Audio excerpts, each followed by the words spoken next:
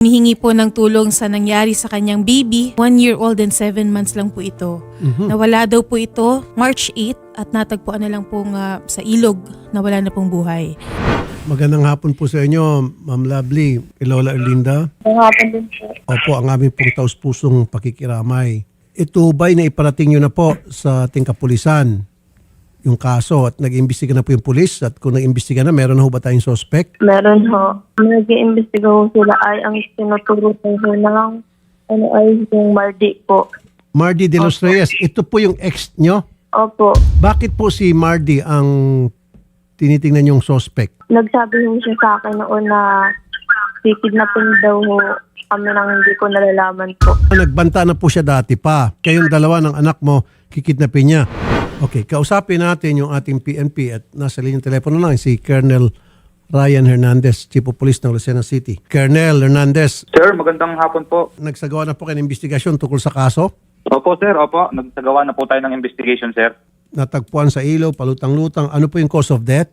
Nag-conduct po ng autopsy at we are waiting for the result. Pero po, sir, sa ating initial evaluation, una po, yung bata po is imposible pong makarating doon sa area na siya lamang pong mag-isa.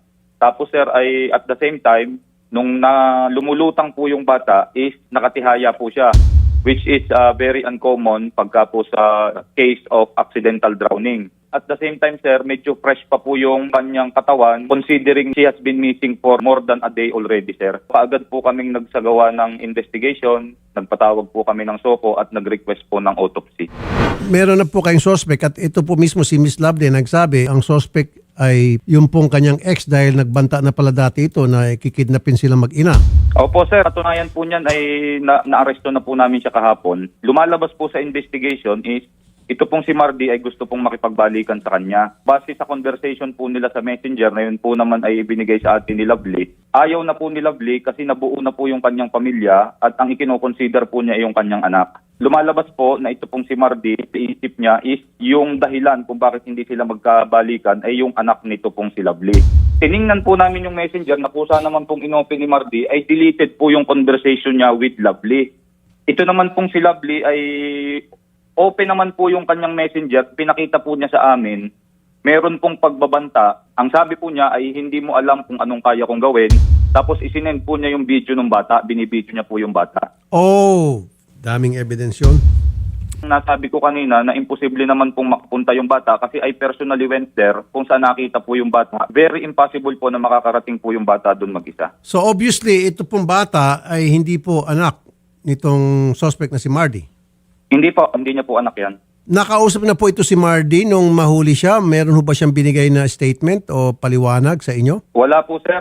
Nung binasahan po namin siya ng kanyang karapatan ay tumanggi po siyang magbigay ng mga statement. Pero yun po ang kanyang mga actuations po, ang kanyang mga movement, mga sir, medyo it appears na meron pong guilt sa kanya. Tama.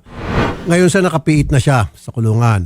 Opo, sir. Opo. Nai-endorse na rin po natin sa prosecutor's office yung ating inquest for the crime of murder against sa kanya po. Good. So murder, ay wala pong bail yan. Tama lang kung tutuusin, kung tama yung takbo ng investigasyon, nagbanta, tapos may mga text messages, malaking posibilidad na siya may kagagawan.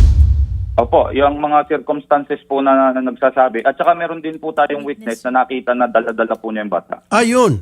Okay. So yung witness, sir, nakuha niyo na rin sa Laysay. Opo, nakuha na rin po. Kasama na rin po sa in-endorse natin yan. Miss Lovely, gumagalaw naman po pala yung ating kapulisan. They're doing a very good job, excellent job kung ako pong tatanungin. Nailibing na ho ba yung bata, yung anak nyo? Nakaburol pa rin. Oo. Nasa punerarya. Sige po, pupunta po kami dyan. Ako, sasagutin ko na po yung burol, yung punerarya, sasagutin ko pa rin po yung libing at kung ano pa po mga kailangan na tulong. Magsabi lamang kayo. Bahala na po kami. Okay? Yung pong mayor dito, sabi po yung aming kapitan ay sagot na daw po lahat yata yung gastos. Gayon pa man, pupunta pa rin po kami. Baka sakaling mayroon pa kayong mga kailangan na tulong na hindi pa naibibigay sa inyo, kami na pong pupuno doon. Okay? Okay po, sige po. Sige, sa muli, nagkikiramay po kami. Salamat po sa tiwala. Magandang hapon po sa inyong dalawa, Miss Lovely at saka doon kay Ma'am Erlinda Gonzalez, yung lola. Salamat po kay Colonel Ryan Hernandez, Chief of Police ng Lucena City, Quezon PNP. Colonel, job well done. Congratulations at mabilis po kayong umaksyon. Colonel, sir. Maraming salamat din po, sir. Maraming salamat din po. Magandang hapon po, Colonel.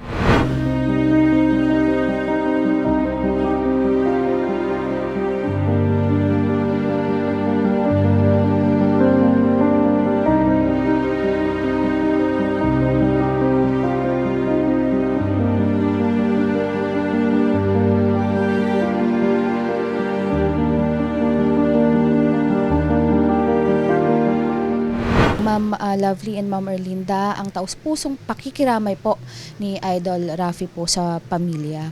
Ma'am Lovely, ang suspect dito sa pagkakawala po ni Baby ay itong iyong ex-boyfriend. Paano po kayo nagkakilala ni Mardy at paano po nag-umpisa ang relasyon yung dalawa? Nakilala ko na po siya. Dati pa kasi napunta ho siya dyan. Tapos po, nagsimula naman pong magkaroon kami ng relasyon ay nung January lang ho, January 2, 2026. Nagkakausap na din ho kami nung buntis pa lang po kay Soya noon nagsimula.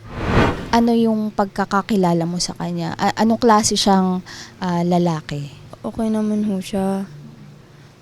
Pero yun nga po yun sa mga bisyo ho nga po siya, yung sigarilyo lang naman at saka pag-inom. Yun lang ho na ano ko sa kanya. Tapos minsan nakakapagsinungaling nga po siya na kapag gusto niyang gawin po yung bisyo na yun. Nagkakaaway ho kami doon pati sa pag-iinom niya, sa paninigarilyo. Paano yung nagiging reaction niya kapag sinisita mo siya sa paninigarilyo at pag-iinom? Nagsasabi ho siya na sorry, hindi na daw niya gagawin. Mga ganun, pero nagagawa pa rin naman ho niya. Ano yung huling pinag-awayan nyo, ma'am, bago po mangyari ang lahat na to? Hindi na ho kami nag-away, pero ang huli, nung naghiwalay ho kami doon ho, nagkaroon po kami ng ano doon na, dahil nga po doon na sa pagbibisyo niya, yung mga ganun nga ho, nung naghiwalay na ho kami noon. Kailan, ma'am, kayo naghiwalay at sino po ang nakipaghiwalay? Ako po nakipaghiwalay, wala pa po kaming isang buwan, naghiwalay na ho kami. Ayoko po talaga ng mga may bisyo. Ako po ay nahihirapan din huminga sa pagbibisyo sa sigarilyo ho. Okay naman ho yung pagturing niya kay Bebe. Minsan po magkakasama po kami pa na nakakarga po niya si Bebe nung pagpupunta kaming Wellman. Ganun ho. Nung nakipaghiwalay ka, ma'am, dito kay Mardy, paano po niya ito tinanggap? Ang sinabi lang po niya ay yung kikidnapin daw kami ng anak ko. Tapos sinabi niya kapag may kalokohang ginawa yung tatay ho ng anak ko ay babawiin niya kami. Yun po nasabi niya nun. Na mahal pa rin po niya, kung babalik daw po. Babalikan niya, mga ganun ho sinasabi niya. Ma'am, paano naman po na-involve yung father po ni Shoya dito sa insidenteng ito? Si Jancel ho, nagsabi po siya sa akin na nasan si Bebe nung umuwi po siya mga 12 po noon. Nagsabi po siya, nasan si Bebe? Tapos sabi ko, mamaya paglabas ko. Tapos sabi ho niya noon, nawawala si Bebe, parang kaninang umaga ko pa hindi nakikita. Yung mga panahon, ma'am, na yun, nasan yung bata? Yun na nga po yung nawawala na ho si Bebe noon eh. Nung oras na sinabi po niya, lumabas na po kami, wala na po doon si Baby. March 8 nung linggo, nasa loob ako noon ng kwarto. Tapos nung po, hindi ko nakatabi si Bebe, ginising po ako ni Jancel. Tapos sabi po sa akin ni Jancel, extra nga daw siya ng trabaho sa Mayuwi, magpipintura daw po. Sabi ko po sa kanya, dalhin niya ho sa akin si Bebe bago siya umalis. Pero hindi po siya bumalik, umalis na ho siya, tapos hindi na po nadala sa akin si Bebe. Meron po ba, ma'am, nakakita or nakapansin dun sa bata? Mga nakakita pa naman po kay Bebe hanggang 9. Ikaw naman, Ma'am Erlinda, kayo po ay naririto din sa inyong bahay ng mga panahon ngayon. Kailan po yung huling interaction nyo kay Baby Shoya? Mga pasado alas 8 po, na nakita ko po siya dyan, ay madumi po yung kamay niya, may uling yung ganito. Kaya po nilinisan ko po siya dyan. Pagkatapos ko siyang linisan, umupo po muna ako doon. At pinakarga naman po nung aking anak yung isa ko pang apo. At yun naman po ang alaga ko. Kaya yung focus ko po nandun po sa isa ko pang apo. Ano, ma'am, yung una ninyong ginawa? Paano po kayo humingi ng tulong? Sabi ko, baybayin namin lahat ng bahay. Baka nasa bahay-bahay lang, baka naman naglalaro-laro lang. Diyos, kasi sanay po kami na talaga naglalaro lang po yun dyan sa mga kalakalapit. Eh di sinamahan naman po kami, sama-sama po kami, binaybay po namin hanggang sa pumunta po kami dun sa side ng ama, baka dinadala ng ama doon. Kung saan-saan na po kami pumunta para lang po maghanap hanggang sa gubat. Hindi po talaga namin nakita. Sino at anong oras po nahanap yung bangkay po ni Baby Shoya? Kinabukasan na po yun, 8:30 yun ng Lunes. Nung nakita nyo, ma'am, yung kalagayan, ang sitwasyon po ni Baby na nasa ilog at wala na pong buhay, ano ma'am ang naging reaksyon ninyo? And then, sakit ho nung ano ko. Ano ko po si Bebe dun, talagang hindi ko po alam yung gagawin ko. Kausap ko pa po nun yung pulis eh. Nakahawakan ko pa po siya, niyakap ko po si Bebe nun eh. Nung nakita po siya dun sa may ilog. Nun ho, yung nakakita hong una ay yung pamangkin ko, si Angela nga po. Nakita ko ay nakatingala daw ho si Baby. Tapos medyo nakaano yung kanyang katawan. Yun ho, tapos dun ho, hinila na po nung ate ko dahil umasap ko baka buhay pa nga ho. Yun ho, tapos dun na po namin kinuha. Nawakan ho namin, baka sakali. Pero wala na ho. Yung mga panahon na hawak-hawak mo yung anak mo, ano yung mga tumatakbo sa isip mo? Na ano ko, sinong gumawa sa kanya nun, bakit nandun siya. Nagbaka sakali po ako na baka po siya ay buhay pa. Medyo diniinan ko po yung ganito niya kasi nga po, sabi ko baka buhay pa siya. Tapos yun po, hindi ko na rin po kanayan. Nanghina na po ako. Hirap na po din ako, di ko na po alam gagawin ko. Sila lang po kasing dalawa yung kasama nung apo ko nung araw na yun. Kaya ang nasa isip ko po, baka dinala nung ama. Si Mardy po ay nakahuli ng ating kapulisan at ito din po ay nai-inquest na. So si Mardy po ang naging suspect nitong karumal-dumal na krimen. Ano ma'am yung naging reaksyon mo dito? Kung sakaling siya po talaga, gusto kong makulong na siya dun. Sabihin niya, bakit ginawa niya sa anak ko po. So ma'am, hindi ka talaga masyadong knowledgeable about sa tao na to sapagkat iilang buwan pa nga rin lang or hindi umabot ng isang buwan ng inyong pagsasama. Kung siya ganun kakilala pa.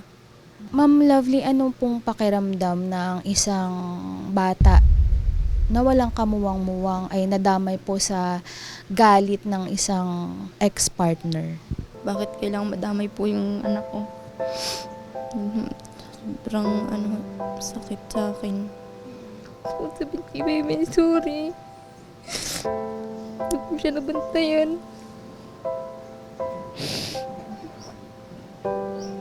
Ako siyang ulit makita talaga. Kung pwede ko lang ibalik. Mahal na mahal ko siya. Siya po kasi, siya yung naging lakas ko. Ito po yung sakit na hindi po na nahihil ng napakabilis at apo po ninyo ang nawala. Ano ma'am yung pakiramdam at ano yung gusto nyong sabihin nyo po sa apo ninyo? Una po, gusto ko rin po sana humingi ng tawad sa apo ko kung halimbawa po may pagkukulang din ako. At gusto ko rin pong hilingin na sana gabayan niya kami para makamit po namin ang tamang hustisya para sa kanya. Yun lang po. Sinasabi ko nga po sa kanya, tatagan lang po niya, huwag po siyang panghinaan ng loob.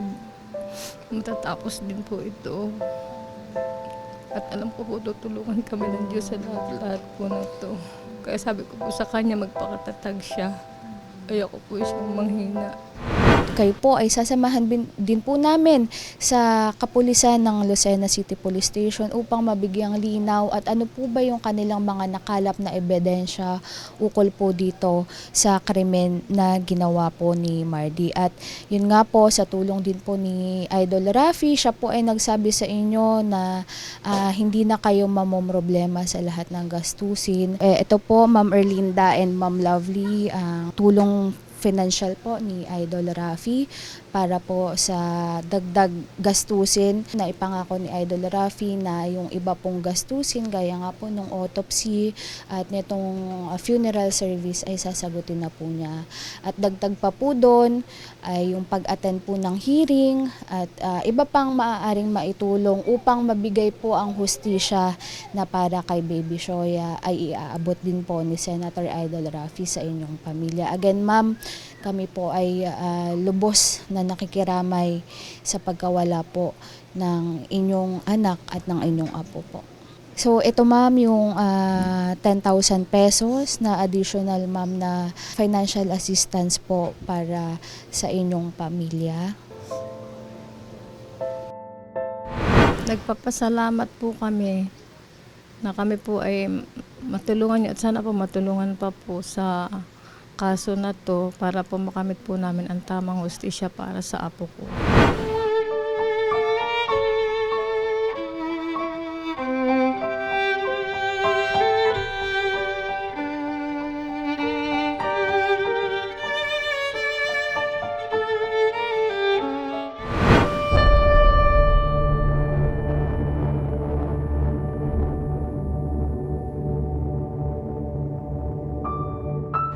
Sir Gerald, isa po kayo dun sa tumulong na maghanap dito kay baby nung panahon na nawawala po siya. So ano po yung natunghayan nyo dito sa nung time na naghanap kayo?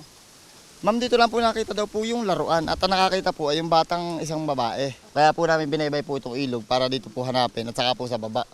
Kaso dito po nakatagpuan sa may pataas na to yung bata. Kagawad Jane at si Cap Nelbert. So ma'am, kung tutuusin kagawad, itong lugar ng ilog ay gaano ho kalayo sa bahay po nila Ma'am Lovely? More or less 500 meters ang layo sa bahay. Meron ba kayong nakausap na inyong kasamahan dito sa barangay na nakakita man lamang po dun sa bata at doon sa ating suspect? Sa ngayon po ay yun po yung in-establish ng mga pulis natin. Kaya po nagpapasalamat po tayo kay Colonel Hernandez sa pamunuan po ng PNP Lucena. Napakasipag po niya dahil siya po mismo yung sumama dito para mag-imbestiga. Gabi na po kami umalis dito, binaybay po namin, in-inspection namin itong ilog na ito kung saan po natagpuan yung bata. At yun po, nag-conduct na po uli sila ng investigation. At simula po nung nawala yung bata, kasama ko na rin po yung mga investigador na kahit gabi kasama si Kagawad Masinag na pinupuntahan namin kahit malakas ang ulan, kahit basa na sila, hindi po sila tumigil para makakalap po ng mga ebidensya at mga witnesses. Pwede ba nating puntahan ngayon kung saan naman po natagpuan po yung bangkay ni Baby Shoya?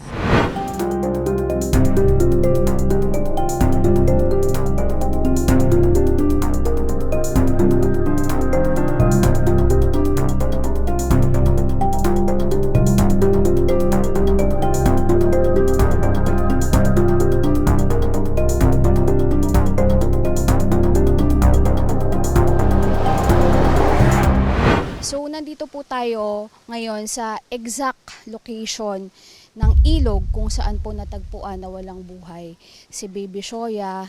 So nandito din po nung mga panahon na yon yung mismong kapatid po ni Ma'am Lovely na si Ma'am Shaira. Marami po kami noon na magkakasama. Ang una pong nakita, yung isa po nating kasama ang una nagpa-elaw po doon. Hinila ko na po kaagad kasi sabi ko po baka po buhay pa. Kaya po ginanong-ganon pa po namin, nirevive po namin baka sakali po. Doon po namin nakita parte. Ito po parte yung ulo niya dito. Dito po. Tapos nakaano yung kamay niya, hinila na lang po para sakali pong buhay pa po talaga. Nakatihaya po. Ano yung pakiramdam nyo, lalo na ang suspect pala ay ex-partner ng kapatid ninyo? Masakit po, hindi rin po talaga namin naisip na siya po eh. Kung siya man po talaga, sana po umamin na po siya. Yun lang po yung namin kasi kailangan po namin yung hustisya po kay baby eh. Kasi bata pa po yun eh.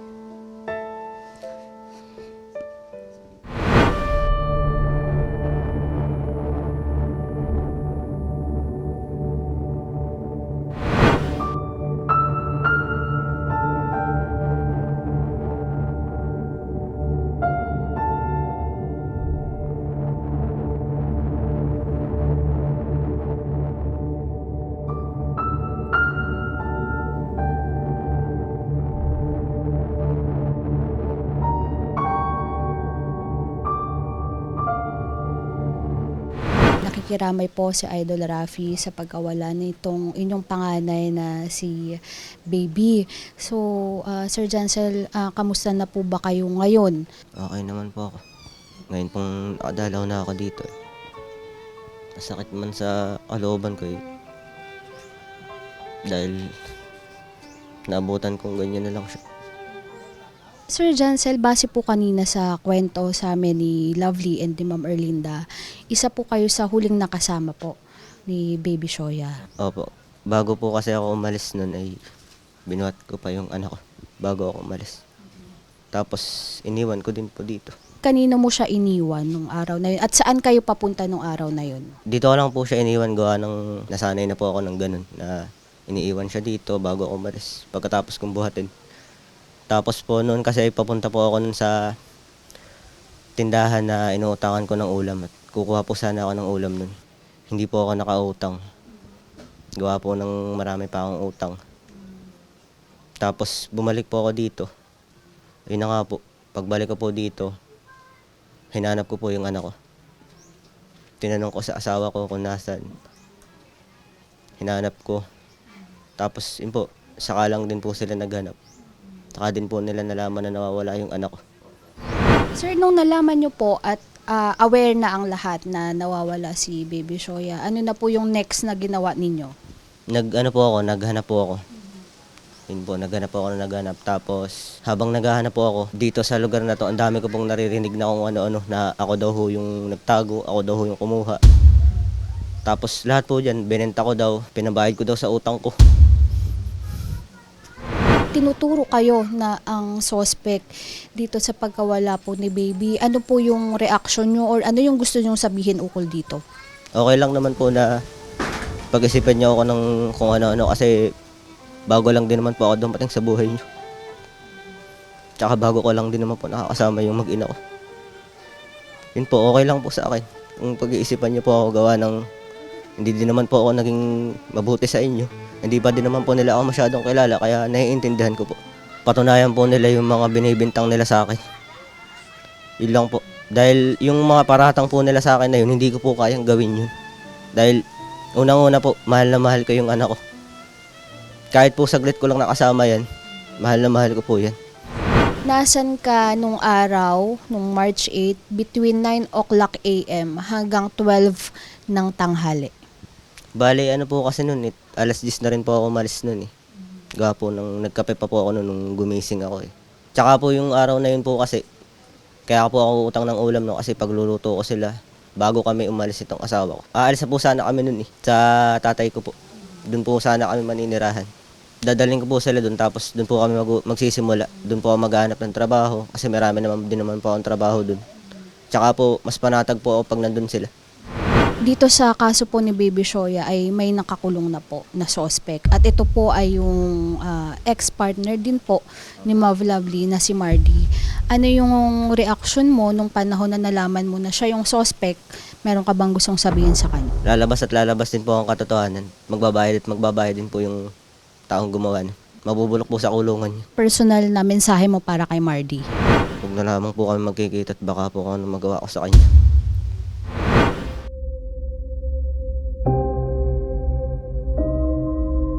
Yan, Ma'am Erlinda and Ma'am Lovely, gaya nga po ng sabi ni Idol Rafi na bukod po sa pag-assist sa investigation, ay sasagutin din po niya ang iba niyong expenses tulad po ng funeral at iba pa pong babayaran dito po sa St. Jude Funeral Service. So, ma'am, pasok na po tayo para ma-settle na po natin yung other balance. So, sige ma'am, ready na po kayo? Okay po, sige po.